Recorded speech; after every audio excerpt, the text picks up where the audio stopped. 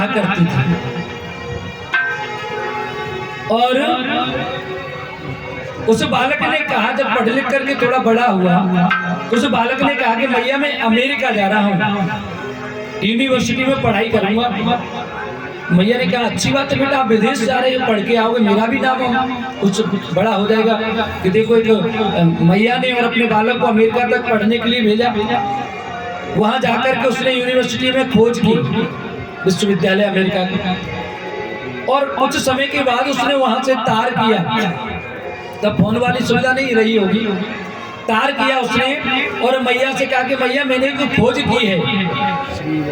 क्या खोज की है? मैंने खोज की है कि हम इंसान जो बने हैं उनसे सबसे पहले जलीय जीव बने होंगे।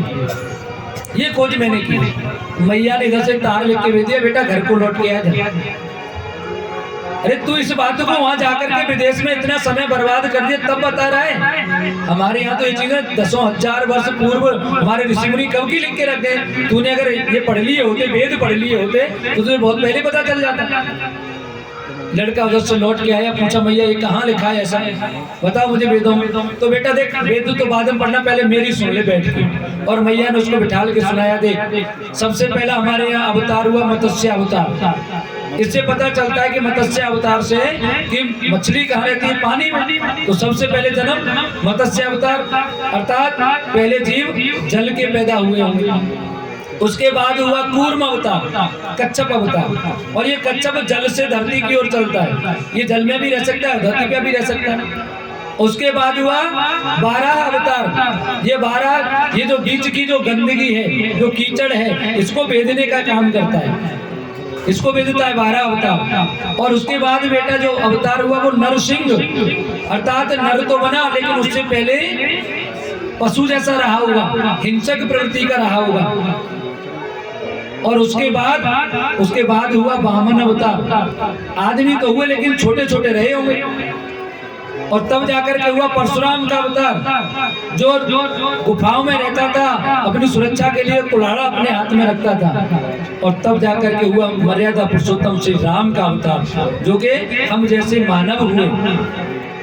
और तब उसके बाद में भगवान श्री कृष्ण, वो तो समस्त कलाओं के अवतार है, उन्होंने तो जाने क्या क्या नहीं किया। तो बेटा अब तुम बता मुझे कि तू जो वहां पर तूने पढ़ा वो तो हमारे वेदों में बहुत पहले से लिखा हुआ रखा है। अगर इनको पढ़ लेते तो निश्चित रूप से आपको ये सब खोज करने की आवश्यकता नहीं थी। और निश्चित मानिए, हमने अपने बच्चों को ऐसे संस्कार नहीं दिए कि वो प्रतिदिन बैठ करके और कम से कम 2-4 दोहे ही पढ़ लें।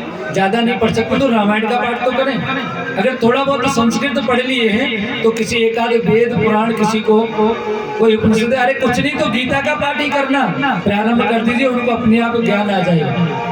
विदेशों के लोग गीता को पढ़ रहे हैं, हमारे वेदों की पढ़ाई कर रहे हैं, और इनको पढ़ के वो नई नई टेक्नोलॉजी खोज रहे हैं। भारत में बहुत पहले से ऐसी टेक्नोलॉजी रही है जिनका हम वो द्वारा से उनको खोज रहे हैं कि ये कहाँ पर लिखी हुई थी, और वो उनको पेटेंट करा लेते हैं। नाम हो जाते कि अमेरिका ने खोज दी, ये रूस ने खोज कर दी, जबकि सबसे पहले हमारे देश में इनको बहुत पहले खोज के रखा है। कुछ लोग बताते हैं कि जो वायुयान का आविष्कार हुआ वो अमेरिका ने किया, लेकिन अमेरिका से भी पहले हमारे यहाँ राइट बंधु थे, उन्होंने इसका आविष्कार बहुत पहले कर लिया था। उनसे भी अच्छे वाहनों का आविष्कार किया। और सबसे पहले तो भगवान श्री रामचंद्र जब लंका गए थे, वहां से लौट के आए, जो पुष्पक विमान था रावण के पास, वो पुष्पक विमान तो कितना अजीब रहा होगा। जितने लोग उसमें बैठने वाले होते उसका विस्तार उतना ही हो जाता, जितने कम होते उतना छोटा हो जाता। आजकल ऐसी टेक्नोलॉजी है किसी के पास, 1 तल 2 तल 3 तल तक ज्यादा से ज्यादा लास्ट, कोई एसी वाला है, बिना एसी वाला है, लेकिन पहले तो वो 7 तल का था। आनंद रामायण में आता है 7 तल का था, जिसमें सबसे ऊपर वाले तल पर भगवान श्री राम और सीता जी रहा करते थे, नीचे वाले तल पर उनके रसोइये वगैरह और उससे नीचे जितने भी सैनिक वगैरह रहते, बाकी अन्य कार्य करने वाले, ऐसे लोग उसमें बैठ करके जाते थे। भगवान की तीर्थ यात्रा जो खंड है, उस खंड में आता है उसका वर्णन, बहुत विशाल, जिसमें न जाने कितनी सेना उसमें अपने आप विराजित हो जाती थी। रास्ते में जितने राजा महाराजा मिलते उनकी भी सेना आती तो उतना ही विशाल हो जाता हो। और आज हम कहते हैं कि विदेशों ने हमें टेक्नोलॉजी दी है। क्या टेक्नोलॉजी देंगे विदेश वाले? हमारे इतने 5-5 हजार वर्ष पुराने जो मंदिर बने हुए हैं, आप दक्षिण भारत में जाइए, कितने पुराने मंदिर बने हैं, उनके सबसे ऊपर वाले जो पत्थर हैं, एक ही एक पत्थर में कितने बड़े बड़े, उन पत्थरों को वहां तक पहुंचाने का कार्य कैसे रहा हुआ? तब तो ऐसी बड़ी बड़ी कोई मशीनरी भी नहीं थी, वो वहां तक कैसे पहुंचाया गया होगा पत्थर? इस बात को सोच के विदेशों के वैज्ञानिक सोच में पड़ जाते हैं कि इतनी बड़ी टेक्नोलॉजी रही। वहां के जो मूर्ति बनी हुई है, उन मूर्तियों में ऐसा लगता है बिल्कुल सजीवता, उनमें जो छिद्र हो रहे हैं, जैसे सांकल बनी हुई है ना, सांकल, लोहे की जो सांकल होती है, बिल्कुल सांकल जैसी उसमें कड़ियां बनी हुई हैं। लगता है उनको कि सांकल तो आप बनी, उस समय पे इसमें कैसे छेद किए होंगे, कैसे इसमें ये अंडे डाले गए होंगे, एक दूसरे, ऐसा लगता है जैसे पत्थर एक दूसरे में से निकाला गया होगा, कैसे बनाया होगा? इतनी टेक्नोलॉजी उस समय थी हमारे देश के अंदर। लेकिन कुछ लोग ऐसे आए जिन्होंने यहाँ पर आक्रमणकारी आए, जिन्होंने हमारे देश की संस्कृति को, यहाँ की शिक्षा को ध्वस्त करके रख दिया, और उसके कारण ही हमारे देश का पतन होना प्रारंभ हुआ। बोले राधे राधे। इसलिए हम अपने बच्चों को, अरे ज्यादा कुछ नहीं तो इतने संस्कार तो दें कि वो प्रतिदिन कम से कम गीता का पाठ कर लिया करें।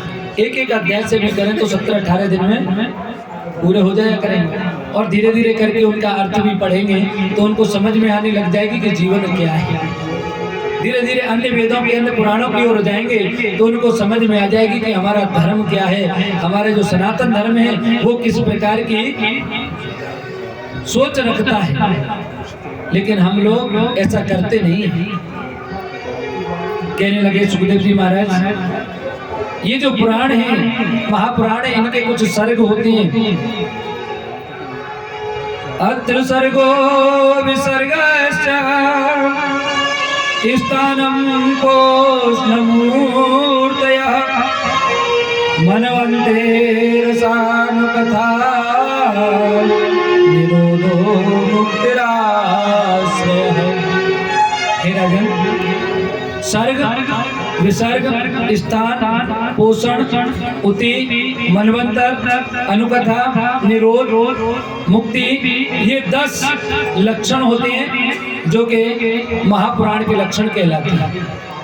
ये महापुराण के जो 10 लक्षण हैं, इन लक्षणों पर चलते हुए ही हम किसी पुराण को महापुराण कह सकते हैं। अगर ये लक्षण कोई बड़ा सा बड़ा ग्रंथ लिख करके रख दें और उसमें अगर ये सारी चीजें नहीं है, उसमें सर्ग नहीं है, विसर्ग नहीं है, स्थान, पोषण इत्यादि उसमें नहीं है, तो फिर उसे हम महापुराण नहीं कह सकते। इसलिए रामायण के अंदर भी क्या है, सर्ग है ना, 7 भागों में बटा हुआ है। बालकांड, अयोध्या कांड, अरण्य कांड, किष्किंधा कांड, उत्तरकांड, सुंदरकांड, लंका कांड और उत्तरकांड, 7 भागों में बटा हुआ सर्ग है। ऐसे ये भी अलग अलग सर्गों में बटा हुआ होता है, अलग अलग इसके अध्याय होते हैं। आज कहने लगे महाराज परीक्षित कहते हैं, और उधर में मैंने कल भी आपको बताया था, मैत्रेयी जी विदुर जी को कथा सुना रहे थे। जब विदुर जी भ्रमण करते हुए मैत्रेयी जी के आश्रम पर पहुंचे तो उन्होंने पूछा कि वहाँ क्या चल रहा है। कहा महाराज वहाँ तो इतना बड़ा युद्ध हुआ है तो उसमें सब के सब समा गए, कोई नहीं बचा, केवल पांडव बचे हैं। और जब महाराज धृतराष्ट्र अपने समस्त पुत्रों के मरने के बाद भी अपने अनुज के पुत्रों के साथ में रहना पसंद कर रहा है, तब उन्होंने उनको उपदेश दिया कि आप इस अन्न को खा रहे हो जिन्होंने आपके पुत्रों को मार दिया। अरे इससे अच्छा तो यही है कि आप जंगल में चले जाओ। तो वो जाकर के उत्तराखंड में बद्रिका आश्रम में जाते हैं और वहां पर जाकर के तपस्यारत होते हैं और अपनी तपो अग्नि में स्वयं को जला करके भस्मीभूत कर लेते हैं। इधर विदुर जी महाराज घूमते घूमते जब जाते हैं तो उनको मैत्रेय जी से मिलन होता है और वहां जाकर के सारा वर्णन बताने के बाद में मैत्रेय जी बड़े दुखी मन से उनको समझाते कि ये तो विधि का विधान है, जो जिस प्रकार से आया है उसको जाना भी पड़ेगा।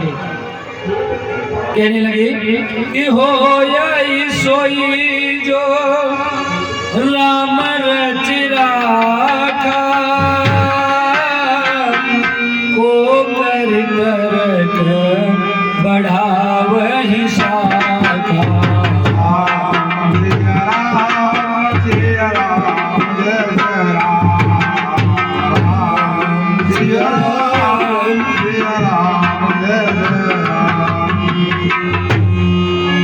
वही होगा और वही होता है जो भगवान को अच्छा इस बात को हम आप सब जानते हैं कि होगा वही जो राम रचे राखा, को कर तर्क बढ़ावे। तर्क करने से केवल वाद विवाद बढ़ता और कुछ नहीं होता, लेकिन कब कहनी चाहिए बात। तुलसीदास जी महाराज ने ये बात रामचरितमानस में लिखी, लेकिन कब लिखी? हम लोग तो सुबह जगते से वही बात कहने लग जाते हैं, होगा वही जो राम रच राखा। ये बात तुलसीदास जी महाराज ने लिखी है, लेकिन कहलवाई किससे? शंकर भगवान से। जब ये भरद्वाज जी के आश्रम से इसी प्रयाग क्षेत्र से निकल करके मैया राम कथा सुनकर के जा रही, लेकिन उनको विश्वास नहीं हुआ। लौटते हुए जा रहे तो भगवान ने अपनी लीला दिखाई। भगवान श्री राम सीता जब हरण हो गई तो वहां पर जंगल जंगल भटक रहे और शंकर भगवान ने उनको प्रणाम कर दिया। तो मैया सती कहने लगी कि ये कौन है? ये राजकुमारों के लिए आप प्रणाम कर रहे हो? बोले ये मेरे राम हैं, ये मेरे भगवान हैं। बोले आपके भगवान नहीं हो सकते, जो एक स्त्री के वियोग में रोता हुआ फिर रहा है और राजकुमार हो सकता है, भगवान नहीं हो सकता। बोले आपको बहुत समझाया है भगवान ने, शंकर भगवान ने मैया सती को बहुत समझाया। और जब सुबह से शाम होने को होगी लेकिन समझ में नहीं आया, तब उन्होंने कहा है कि होगा वही जो राम रचे राखा। अब तो वही होना है जो उन्होंने रचा है, लेकिन हम और आप कार्य तो करते नहीं है। पहले तो सोच लेते हैं होगा वही जो राम रचे राखा। अरे होगा तो वही जो राम रच राखा, लेकिन शंकर भगवान ये भी कहते हैं जो नर अपने हाथ पर रख करके गरल कहते जहर को, जो नर कर धरे गरल जो बखही, कहो अमावे क्यों नहीं मरही। अगर जानबूझ करके आप हाथ पर जहर रख करके उसको खा रहे हो तो आप ही बताओ कि वे लोग मरेंगे कि नहीं मरेंगे? इसमें राम क्या करेगा? होगा वही जो राम रचा। राम ने क्या रचा है? ये रचा है कि आप ये खाओगे, जहर खाओगे? ये तो आप जानबूझ के कर रहे हो ना। इसीलिए हमें पहले से नहीं, पहले तो कर्म प्रधान विश्व करे रखा। अगर हम कर्म करेंगे तो वैसा फल हमको अवश्य करके मिलेगा। सबसे पहले जगते से ये मत करो, पहले कर्म करो और कर्म करने के बाद जब कर्म पूरा हो जाएगा फिर डाल दो भगवान के ऊपर के अब होगा वही जो राम रचा। हम यहाँ कल्पवास कर रहे हैं, कल्पवास में है, प्रयाग में स्नान कर रहे हैं। अरे गंगा जी में स्नान भी करने न जाए, बैठ के नल पे स्नान कर ले और फिर कहो कि होगा वही जो राम रचा। गंगा में आने के बाद भी महारानी में आप स्नान नहीं कर रहे और फिर कहो कि होगा वही जो राम रचा, फिर तो वो होगा जो हम कर रहे हैं। या आकर के भी अगर डुबकी नहीं लगा सक रहे तो फिर इसमें राम क्या करेंगे? हाँ, हम गंगा स्नान करके आए, कथा सुन रहे हैं, अपने नियम धर्म पालन कर रहे हैं और उसके बाद हम कह सकते हैं कि अब तो जो होगा वो भगवान करेगा सो होगा। हमने अपना कार्य किया, अब जो भगवान करेंगे वो तब कह सकते हैं। बोलो राधे राधे।